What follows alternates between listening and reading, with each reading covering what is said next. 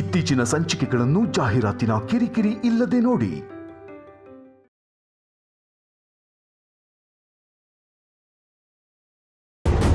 ಏನ್ ಯೋಚಿಸ್ತಾ ಇದ್ದೀರಾ?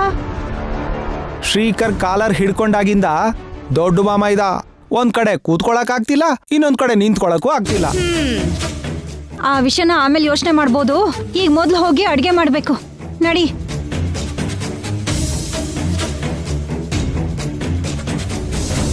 ನೀನ್ ತುಂಬಾ ಬುದ್ಧಿವಂತೆ ಅಂತ ಮಾತನ್ನೋ ಬುದ್ಧಿವಂತಿಕೆನ ನಾನೇನ್ ತೋರಿಸ್ದೆ? ಹುಷಾರಿಲ್ದಿರೋ ವ್ಯಕ್ತಿ ಕೆಲಸ ಮಾಡೋದನ್ನ ನಮ್ಮಮ್ಮ ಏನಾದ್ರೂ ನೋಡಿದ್ರೆ ಮಾರ್ಕ್ಗಳು ಸ್ವಲ್ಪ ಜಾಸ್ತಿನೇ ಬರುತ್ತೆ. ಅದಕ್ಕೆ ಅಡ್ಗೆ ಮನೆಗೆ ಎಂಟರ್ ಆಗಿದ್ಯಾ. ಇದನ್ನ ಬುದ್ಧಿವಂತಿಕೆ ಅಂದೆ ಇನ್ನೇನಂತಾರೆ? ಒಂದ್ ಕಡೆ ವಿಗ್ರಹನ ಕಾಪಾಡಿದ್ಲು, ಇನ್ನೊಂದ್ ಕಡೆ ಮನೆ ಕೆಲ್ಸನ ಮಾಡ್ತಿದ್ದಾಳೆ. ಇದೆಲ್ಲ ನೋಡ್ತಾ ಇದ್ರೆ ಮನೇಲೆ ಸೆಟ್ಲ್ ಆಗೋ ಪ್ರಯತ್ನದ ಹಾಗೆ ಕಾಣಿಸ್ತಿದೆ. ನಾನ್ ಯಾವ ದುರುದ್ದೇಶನೂ ಮನ್ಸಲ್ಲಿ ಇಟ್ಕೊಂಡು ಹಾಗ್ ಮಾಡ್ಲಿಲ್ಲ, ಮುಂದೆ ಯಾವತ್ತೂ ಮಾಡೋದೂ ಇಲ್ಲ. ನೀನ್ ಇಲ್ಲ ಅಂದ್ರೆ ಅಲ್ಲಿ ಏನೋ ಇದೆ ಅಂತ ಅರ್ಥ.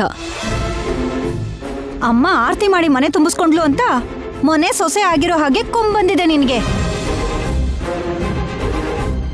ನೀವ್ ಏನೇ ಅನ್ಕೊಂಡ್ರು ನಂಗ್ ಗೊತ್ತಿಲ್ಲದೆ ಆಗಿರೋ ವಿಷಯದ ಬಗ್ಗೆ ನಂಗ್ ಸಂಬಂಧ ಇಲ್ಲ.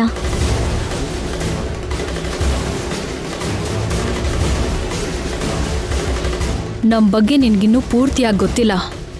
ಸ್ವಲ್ಪ ಹುಷಾರಾಗಿರೋದು ಒಳ್ಳೇದು.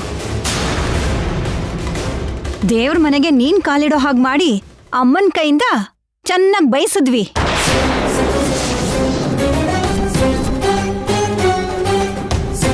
ಕಾರ್ಯಕ್ರಮದಲ್ಲಿ ಪ್ರಸಾದನ ನೀನೇ ತಯಾರು ಮಾಡಿದ್ರು ಆ ಪ್ರಸಾದನ ದೊಡ್ಡದಾಗಿ ನಾನೇ ತಯಾರು ಮಾಡ್ದ ಹಾಗೆ ಅತ್ತೆನ ಮೂರ್ಖ ಜನರನ್ನ ನಂಬಿಸ್ದೆ.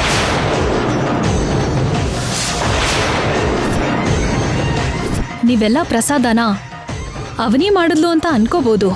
ಅವಳು ಶುರು ಮಾಡಿದ್ಲು, ನಾನು ಪೂರ್ತಿ ಮಾಡ್ದೆ. ಏನೋ ನೀನು ವಿಗ್ರಹಕ್ಕೋಸ್ಕರ ರಕ್ತ ಹರಿಸ್ದೆ ಅಂದಿದ್ ಮಾತ್ರಕ್ಕೆ ನಿನಗೇನೋ ಒಲಿಯುತ್ತೆ ಅಂತ ಅನ್ಕೋಬೇಡ.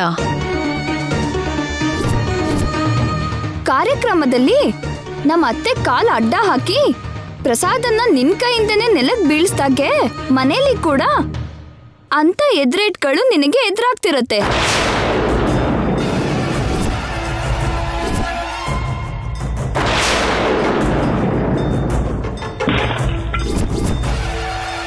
ಶಾಶ್ವತವಾಗಿ ನಮ್ಮನೆಲ್ಲೇ ಇದ್ಬಿಡ್ತೀನಿ ಅಂತ ಕನಸು ಕಾಣ್ಬೇಡ. ನಮ್ ಪ್ಲಾನ್ಸ್ ನಾನಿನ್ನೂ ತಡ್ಕೊಳಕ್ಕಾಗಲ್ಲ, ಅರ್ಥ ಆಯ್ತಾ? ಲಾವಣ್ಯ,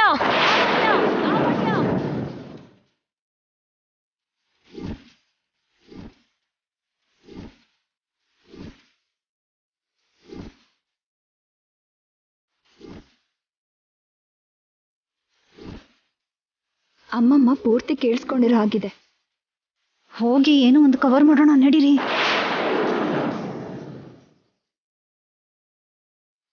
ಅತ್ತೆ, ಏನಾಯ್ತು? ಯಾಕೆ ಹೀಗೆ ಕೂಗಿದ್ರಿ? ಏನ್ ಬೇಕತ್ತೆ? ಕಾಫಿ ಬೇಕಾ?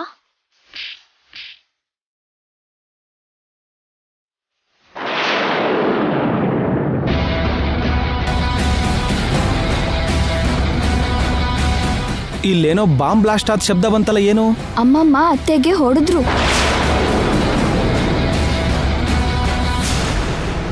ಲಾವಣ್ಯನ್ಗೆ ಹೊಡೆದಿಯಾ ಅಮ್ಮ? ಯಾಕೆ? ಸುಲಭವಾಗಿ ಸಿಕ್ಕಿದೀನಿ ಅಂತ ಅನ್ಕೋತಿದ್ದೀರಾ? ಅಷ್ಟಕ್ಕೂ ನನ್ಗೆ ಯಾಕೆ ಹೊಡೆದ್ರಿ? ಈಗ್ಲೇ ಹೋಗಿ ನಮ್ಮಪ್ಪ ಅಮ್ಮಂಗೆ ಫೋನ್ ಮಾಡಿ ಹೇಳ್ತೀನಿ ಇರಿ. ಫೋನ್ ಮಾಡ್ತೀಯಾ? ಮಾಡು, ತಕ್ಷಣ ಮಾಡು. ಮಾಡಿ ನನ್ ಕೈ ಕೊಡು, ನಾನು ಮಾತಾಡ್ತೀನಿ. ನೀವೇನ್ ಮಾತಾಡ್ತೀರಾ? ತುಂಬಾ ಮುದ್ದಾಗಿ ಬೆಳೆಸಿದೀರಾ, ಆದ್ರೆ ಪದ್ಧತಿಗಳನ್ನ ಕಲಿಸ್ತೇನೆ ಬಿಟ್ಟಿದ್ದೀರಾ. ನಿಮಗೆ ಬುದ್ಧಿ ಇಲ್ವಾ ಅಂತ ನಾನೇ ಬೈತೀನಿ. ದುಡ್ಡಿಂದ ಬೆಳೆಸೋದಲ್ಲ, ಕ್ರಮಶಿಕ್ಷಣದಿಂದ ಬೆಳೆಸೋದು, ಸಂಸ್ಕಾರದಿಂದ ಬೆಳೆಸೋದು ಮಕ್ಕಳ ಭವಿಷ್ಯಕ್ಕೆ ಒಳ್ಳೇದು ಅಂತ ಹೇಳ್ತೀನಿ ನಾನು. ಇವಾಗ ನನ್ನ ಹೆಂಡತಿ ಕ್ರಮಶಿಕ್ಷಣ ತಪ್ಪೋಗುವಂತ ಕೆಲಸ ಏನ್ ಮಾಡಿದ್ಲಮ್ಮ? ನನ್ನ ಸಿಸ್ಟರ್ ಕ್ರಮಶಿಕ್ಷಣಕ್ಕೆ ಮತ್ತೊಂದು ಹೆಸರು. ನೀವು ಸೊಸೆಗೆ ಹೊಡೆದ್ರಿ ಅಂತ ಹೊರಗಡೆ ಗೊತ್ತಾದ್ರೆ ಎಷ್ಟು ಕೆಟ್ಟ ಹೆಸರು. ಯಾಕೆ ಹೊಡೆದ್ರೋ ಹೇಳಿ. ಏನಯ್ಯ ನೀನ್ ಸುಮ್ನೆ ಇರು. ನೀನಿರು ವಸಂತ. ಇವತ್ತು ಸಿಸ್ಟ್ರಿಗಾಗಿದೆ, ಇದೇ ಪರಿಸ್ಥಿತಿ ನಾಳೆ ನನಗ್ ಬಂದ್ರೆ ಅವಾಗ ನಿನಗ್ ಕೂಡ ಕೆನ್ನೆಗೇಟು ತಪ್ಪಲ್ಲ. ಅಂತ ತಪ್ಪು ನಾನೇನ್ ಮಾಡ್ದೆ? ಅಮ್ಮನವ್ರ ಉತ್ಸವದಲ್ಲಿ ಅವನಿ ತಯಾರು ಮಾಡಿದ ಪ್ರಸಾದನ ಲಾವಣ್ಯನೇ ತಯಾರು ಮಾಡಿದ್ಲು ಅಂತ ಹೇಳಿದ್ಲು.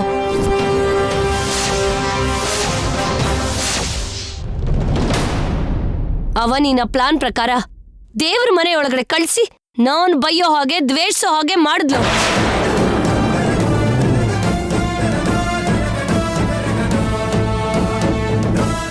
ಇದಕ್ಕಿಂತ ದೊಡ್ಡ ತಪ್ಪು ಇನ್ನೇನ್ ಬೇಕು?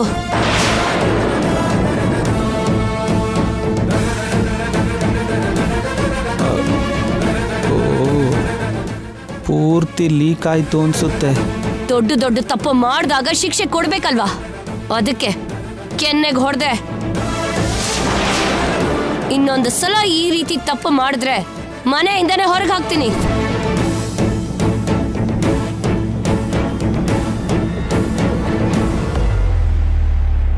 ದೊಡ್ಡಸ್ತಿಗೆ ದೊಡ್ಡತನಕ್ಕೋಸ್ಕರ ನೀನ್ ಆಸೆ ಪಡ್ತಿರೋದು ಗೊತ್ತು, ಆದ್ರೆ ಇಷ್ಟು ಕೇವಲವಾಗಿ ಯೋಚನೆ ಮಾಡ್ತೀಯ ಅಂತ ಗೊತ್ತಿರ್ಲಿಲ್ಲಮ್ಮ. ದೇವ್ರ ಪ್ರಸಾದ ಜೊತೆ ಆಟ ಆಡಿದ್ಯಾ ಅಂದ್ರೆ ಅದು ಚಿಕ್ಕ ವಿಷಯ ಅನ್ಕೊಂಡಿದ್ಯಾ? ಇನ್ನೊಂದು ಸಲ ಈ ರೀತಿ ಹುಚ್ಚುಚ್ಚಾಗಿ ಆಡ್ದೆ ಅಂತ ಗೊತ್ತಾದ್ರೆ ಸುಮ್ನೆ ಇರೋದಿಲ್ಲ. ಗೆಸ್ಟ್ ಮುಂದೆ ಲಾವಣ್ಯಂಗ್ ಹೊಡೆದಿದ್ದು ನಮ್ಗಿಷ್ಟ ಆಗ್ಲಿಲ್ಲಮ್ಮ. ಅವ್ರು ಮಿತಿ ಮೀರಿದ್ರು, ಸುಳ್ಳು ಹೇಳಿದ್ರು, ಅವ್ರ ಪರಿಸ್ಥಿತಿ ಹೀಗೆ ಇರುತ್ತೆ. ಅವನಿ, ಅಡಿಗೆ ಕೆಲ್ಸ ಆಗ್ಲಿ ಯಾವ ಕೆಲ್ಸನೇ ಆಗ್ಲಿ ಮಾಡಬೇಡ ಅಂತ ಹೇಳಿದ್ದೆ ಅಲ್ಲ? ನೀನ್ ಹೋಗು.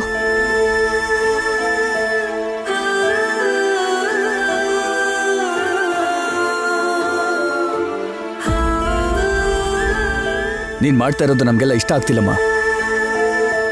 ನಿಮ್ನ ಮದ್ವೆ ಮಾಡ್ಕೊಂಡಿದ್ದಕ್ಕೆ ನನಗೆ ಒಳ್ಳೆ ಗತಿನೇ ಬಂದಿದೆ. ಇದ್ರ ಪರಿಣಾಮಗಳು ಹೇಗಿರುತ್ತೆ ನೋಡ್ತೀರಿ.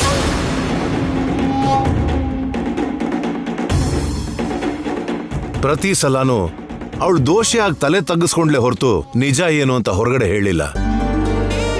ಎಷ್ಟು ಒಳ್ಳೆ ಮನ್ಸಲ್ವಾ?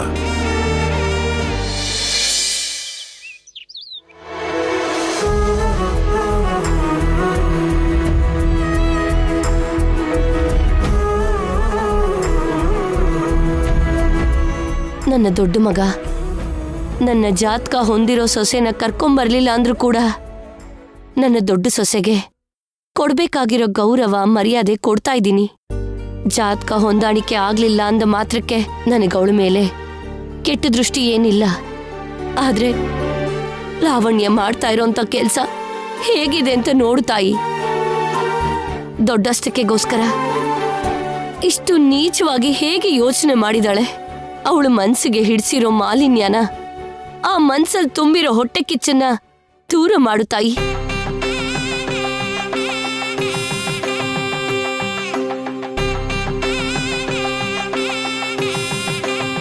ಅಮ್ಮ ಅವನಿ, ಇಲ್ ಬಾಮ್ಮ.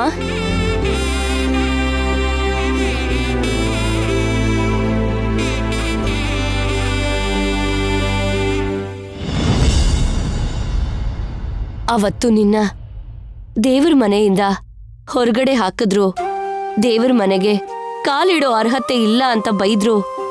ನೀನು ಮಾತ್ರ ಅಮ್ಮನವ್ರಿಗೋಸ್ಕರ ತುಂಬಾ ತ್ಯಾಗ ಮಾಡ್ದೆ.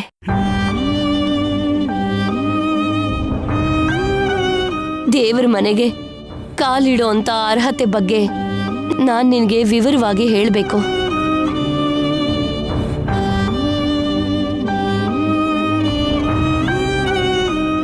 ಜಾತಕದ ಬಗ್ಗೆ ಹೇಳ್ತಾಳೆ ಏನೋ. ಸಮಯ ಬಂದಾಗ ಎಲ್ಲ ವಿಷಯದ ಬಗ್ಗೆ ನಿನ್ ಹತ್ರ ಹೇಳ್ತೀನಿ, ಸರಿನಾ?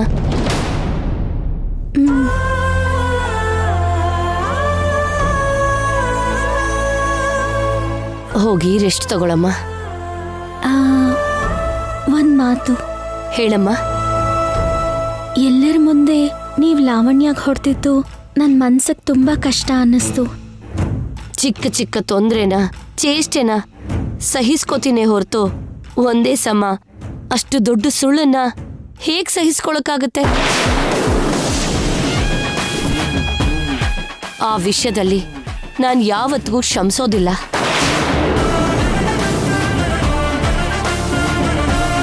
ಹತ್ತು ಜನರ ಮುಂದೆ ಸಿಗೋ ಹೆಸರಿಗೋಸ್ಕರ ಅಷ್ಟು ಕೀಳು ಮಟ್ಟಕ್ಕೆ ಇಳಿತಾಳ?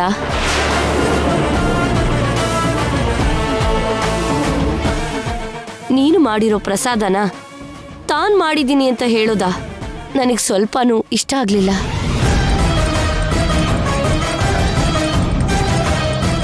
ಪ್ರಸಾದದ ವಿಷಯ ಅಮ್ಮನಿಗೆ ಗೊತ್ತಾಯ್ತು?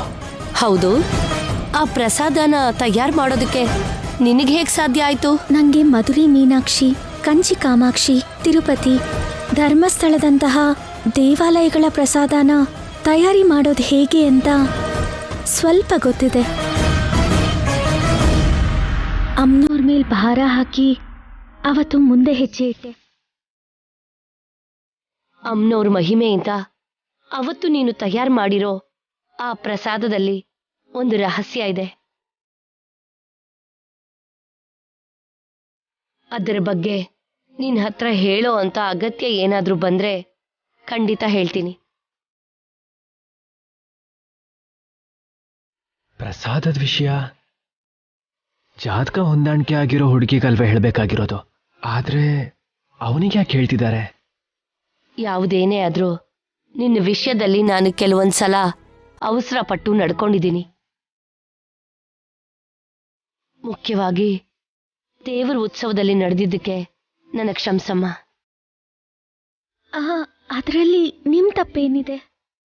ಎಲ್ಲಾರನ್ನೂ ಅರ್ಥ ಮಾಡ್ಕೊಂಡು ನಡೆಯೋದು ನಿನ್ನ ಒಳ್ಳೆತನ.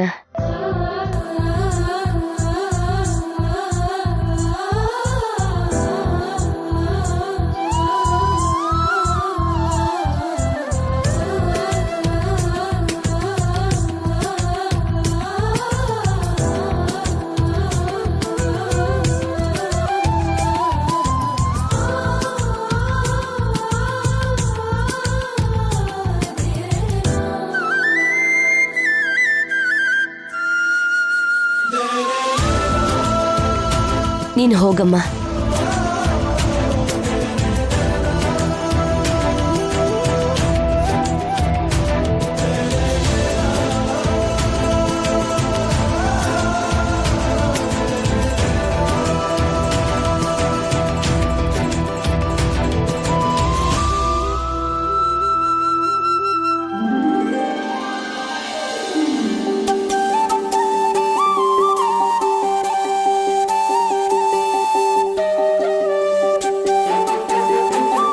ಅವನಿದು ನನ್ ಜಾತ್ಕನೇ ಆಗಿರೋ ಹಾಗೆ ಆಶೀರ್ವಾದ ಮಾಡು ತಾಯಿ.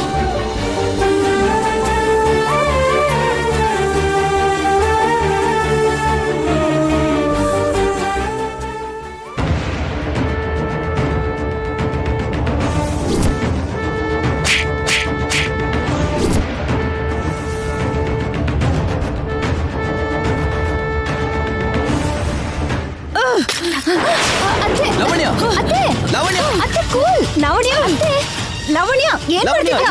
ನನ್ ಮಾತು ಕೇಳು. ನಿಂತ್ಕೋ. ಲವಣ್ಯ, ಲವಣ್ಯ, ಇರು. ನಿಂತ್ಕೋ ಲವಣ್ಯ. ಲವಣ್ಯ, ಲವಣ್ಯ ನಿಲ್ಸು. ಲವಣ್ಯ,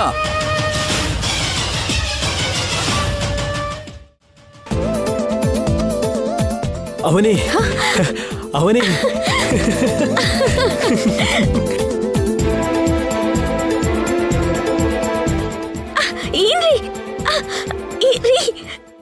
ಲವಣ್ಯ, ತಲೆ ಕೆಟ್ಟಿರೋ ಹಾಗೆ ಯಾಕೆ ಹೀಗೆ ಮಾಡ್ತಿದ್ಯಾ? ಯಾವಳು ಬೇರೋಳ್ ಮುಂದೆ ನಿಮ್ಮಮ್ಮ ನನ್ನ ಕನ್ನೆಗೆ ಹೊಡೆದ್ರು. ಹುಚ್ಚಿಡಿಯಲ್ವಾ ಮತ್ತೆ? ತಲೆ ತಿರುಗ್ತಿದೆ ರೀ, ಬಿಡಿ, ಬಿಡ್ರಿ. ಅಯ್ಯೋ, ಮೊದಲೇ ನೀನು ಸುಸ್ತಾಗಿದೀಯಾ ಅಲ್ವಾ? ಸಾರಿ. ನೀವ್ಯಾಕೆ ಇಷ್ಟು ಖುಷಿಯಾಗಿದ್ದೀರಾ? ಅಮ್ಮ ನಿನ್ನ ಹತ್ರ ಪ್ರೀತಿಯಿಂದ ಮಾತಾಡಿ ಪ್ರೀತಿಯಿಂದ ನಿನ್ನ ಹಣೆಗೆ ಮುದ್ದು ಕೊಟ್ಟಿದ್ದನ್ನ ನಾನು ನೋಡ್ದೆ. ಅದಕ್ಕೆ ಇಷ್ಟು ಆನಂದವಾಗಿದ್ದೀನಿ. ಅಮ್ಮನಿಗೆ ನಿನ್ನ ಮೇಲೆ ನಿಧಾನವಾಗಿ ಇಷ್ಟ ಜಾಸ್ತಿ ಆಗತ್ತೆ ಅಂತ ಹೇಳ್ದೆ ಅಲ್ವಾ? ಹಾಗೆ ಆಗ್ತಿದೆ ನೋಡು. ಹೌದು, ಕಾರ್ಯಕ್ರಮದಲ್ಲಿ ಪ್ರಸಾದ ಮಾಡಿದ್ದು ನೀನು ಅನ್ನೋ ವಿಷಯ ಅಮ್ಮನಿಗೆ ಹೇಗೆ ಗೊತ್ತಾಯ್ತು? ನೀನ ಪ್ರಸಾದದ ಬಗ್ಗೆ ಬಾಯಿ ಬಿಡ್ಲಿಲ್ಲ ಅಂದಿದ್ರೆ ಅವಳಿಗೆ ಅಷ್ಟು ಹೈಪ್ ಬರ್ತಾನೆ ಇರಲಿಲ್ಲ. ರಹಸ್ಯಗಳ ಜೊತೆ ಬ್ಲ್ಯಾಕ್ ಮೇಲ್ ಮಾಡಬೇಕಾದ್ರೆ ಸ್ವಲ್ಪ ಹಿಂದೆ ಮುದ್ದೆ ನೋಡ್ಕೋಬೇಕು ಸಿಸ್ಟರ್. ಇದಕ್ ಮುಂಚೆ ಅತ್ತೆಯವ್ರ ಎದುರಿಗೆ ಹೋಗ್ಬೇಕು ಅಂದ್ರೆ ಧೈರ್ಯ ಸಾಕಾಗ್ತಿರ್ಲಿಲ್ಲ. ಈಗ ಅತ್ತೆಯವರು ನನಗೆ ಇಷ್ಟ ಹತ್ರ ಆಗ್ತಿರೋದಕ್ಕೆ ಆನಂದ ಪಡ್ಬೇಕೋ ಭಯ ಪಡ್ಬೇಕೋ ಗೊತ್ತಾಗ್ತಿಲ್ಲ. ನಿನಗ್ ಬೇಕಾಗಿರೋದು ನಡೀತಿರ್ಬೇಕಾದ್ರೆ ಭಯ ಯಾಕವನಿ? ನಿಜ ಗೊತ್ತಾಗಿದ್ದಕ್ಕೆ ನನ್ ಮೇಲ್ ಕರುಣೆ ತೋರಿಸಿದ್ರು. ಸುಳ್ಳು ಹೇಳಿದ್ದಕ್ಕೆ ದೊಡ್ಡ ಸೊಸೆ ಕೆನ್ನೆಗೆ ಹೊಡೆದ್ರು. ನಾಳೆ ನನ್ನ ಪರಿಸ್ಥಿತಿ ಏನು? ದಾರಿಲ್ ಹೋಗೋಳನ್ನ ಕರ್ಕೊಂಡ್ ಬಂದು ಮನೇಲಿ ಇಟ್ಕೊಳ್ಳೋದಲ್ದೆ ಅವಳ ಮುಂದೆ ನನಗೆ ಹೊಡೆದ್ರು. ನನ್ ಮರ್ಯಾದೆ ಏನಾಗ್ಬೇಕು, ನನ್ ರೇಂಜ್ ಏನಾಗ್ಬೇಕು ಅಂದ್ರೆ ಅವಳು ಗೆದ್ದ ಹಾಗೆ ನಾವೆಲ್ಲ ಸೋತ್ ಹಾಗ. ಲಾವಣ್ಯ ಕೆನ್ನೆಗೆ ಹೊಡೆದು ಶಿಕ್ಷಿಸಿದ್ರು.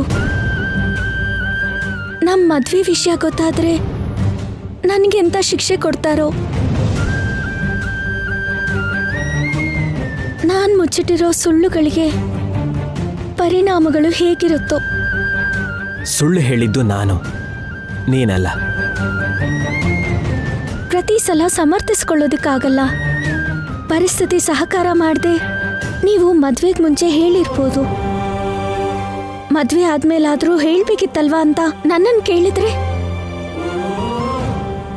ಅವಳು ಬದುಕು ನನ್ ಕಾಲಿನ ಧೂಳಿಗಾದ್ರೂ ಸಮಾನನಾ? ಈ ಅವಮಾನ ನನ್ಗೆ ತಡ್ಕೊಳಕ್ ಆಗ್ತಿಲ್ಲ. ಈ ಅವಮಾನ ನನ್ ಕೈಲಿ ತಡ್ಕೊಳಕ್ ಆಗ್ತಿಲ್ಲ. ನನ್ ತವ್ರ ಮನೆಗೆ ಹೊರಟೋಗ್ತೀನಿ. ಲಾವಣ್ಯ, ಆಗ ಇನ್ನೂ ಸುಲಭ ಆಗೋಗ್ತೀಯ, ಹೇಡಿ ಆಗೋಗ್ತೀಯ. ನೀನ್ ಈ ಮನೇಲೆ ಇದ್ಕೊಂಡು ಆ ಅವನಿನ ಹೊರಗಡೆ ಹಾಕ್ಬೇಕು. ಆಗಲ್ವಾ ಮಜಾ ಬರುತ್ತೆ. ಹಾಗೆ ಮಾಡ್ಬೇಕು ಲಾವಣ್ಯ, ಇಲ್ಲ ಅಂದ್ರೆ ಭಯಪಟ್ಟು ಓಡ್ ಹೋದಾಗತ್ತೆ. ನಮ್ ಸಂತೋಷನ ನಾವು ವಾಪಸ್ ಸಂಪಾದಿಸ್ಕೊಳ್ಳೋಣ ಅತ್ತೆ. ತಾತ್ಕಾಲಿಕವಾಗಿರೋ ಈ ಆನಂದಕ್ಕೆ ಉಬ್ಬೋಗೋದು ಎಷ್ಟು ಕರೆಕ್ಟ್ ಅಂತ ನನಗೆ ಅರ್ಥ ಆಗ್ತಾ ಇಲ್ಲ. ಅವನಿ, ಯಾವತ್ತೋ ಬರೋ ಸಾವಿನ ಬಗ್ಗೆ ಯೋಚನೆ ಮಾಡ್ತಾ ಮನುಷ್ಯ ವೈರಾಗ್ಯದಿಂದ ಬದುಕೋದಿಲ್ಲ. ಹಾಗೇನೆ ಯಾವತ್ತೋ ಬರೋ ಸಮಸ್ಯೆ ಬಗ್ಗೆ ಯೋಚನೆ ಮಾಡ್ತಾ ಈಗಿರೋ ಆನಂದನ ದೂರ ಮಾಡ್ಕೋತೀವ. ನಾನ್ ಸೊಸೆ ಅಂತ ಗೊತ್ತಾದ ಮೇಲೂ ಕೂಡ ಅತ್ತೆಯವರು ನನ್ನ ಪ್ರೀತಿಯಿಂದ ಹತ್ರಕ್ಕೆ ಕರೆದು ಮುದ್ದಾಡಿದ್ರೆ ಈ ಪ್ರಪಂಚದಲ್ಲಿ ನನಗಿಂತ ಅದೃಷ್ಟವಂತೆಯಾದ ಸೊಸೆ ಮತ್ತೊಬ್ರಿರೋದಿಲ್ಲ. ಅದೇ ನಡೆಯುತ್ತೆ, ಯು ಡೋಂಟ್ ವರಿ. ಹಾಗೇನಾದ್ರೂ ನಡೆದ್ರೆ ಆಗ ಬಂದು ಹಾ, ನಿಮ್ಮನ್ನ ಎತ್ಕೊಂಡು ತಿರುಗಿಸ್ತೀನಿ ನಾನು. ಅಲ್ಲಿವರೆಗೂ ಅಲ್ಲಿವರೆಗೂ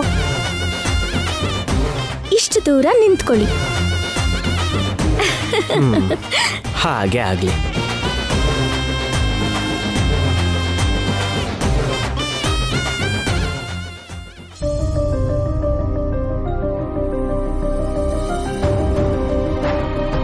ಶ್ರೀಕರ್, ಏನಪ್ಪ? ವೇದ ನೀನ್ ಕರೀತಾ ಇದ್ದಾಳೆ, ಬಾ. ಯಾಕಪ್ಪ? ನಿನ್ ಜೊತೆ ಒಂದು ವಿಷಯ ಮಾತಾಡ್ಬೇಕಂತೆ. ಯಾವ ವಿಷಯ? ಹೇಳ್ತೀವಿ, ಬಾ.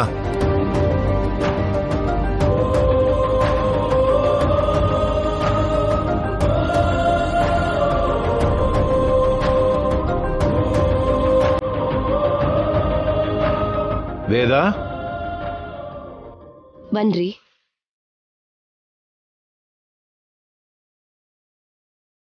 ಅಮ್ಮನ ಅನುಮತಿ ಇಲ್ಲದೆ ಒಳಗಡೆ ಕಾಲಿಡಬಾರ್ದು. ಆದ್ರೆ ಅಮ್ಮನೇ ಅನುಮತಿ ಕೊಟ್ಮೇಲೆ ಯೋಚನೆ ಮಾಡೋದು ಏನಿದೆ ಶ್ರೀಕರ್? ನಡಿ.